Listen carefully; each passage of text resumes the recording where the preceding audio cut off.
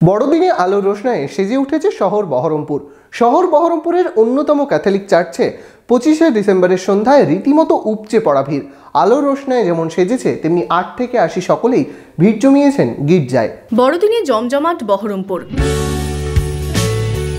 বড়দিনের উৎসবে মাতোয়ারা বহরমপুর। আলোয় ভাসছে গির্জার মোড়, ওয়াইএমএ ময়দান চত্বর সহ বহরমপুরের গোটা তল্লাট। ঠিক যেন দুর্গাপুজোর অষ্টমীর রাত। শীতের কনকনে ঠান্ডা উপেক্ষা করে 25শে ডিসেম্বরের সন্ধ্যায় গোটা বহরমপুর শহর নেমে এসেছে পথে।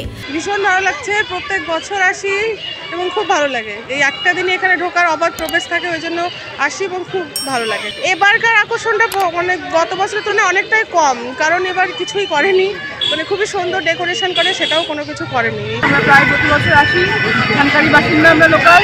এখানকার ডেকোরেশন সবাই মিলে একসঙ্গে এই যে একত্রিত হওয়া এবং বাড়ি সবাই মিলে আসা, তেমন একটা আনন্দের জায়গা। সব মিলিয়ে উৎসবের আনন্দে সামিল বহরমপুরের মতো মফস্বলও।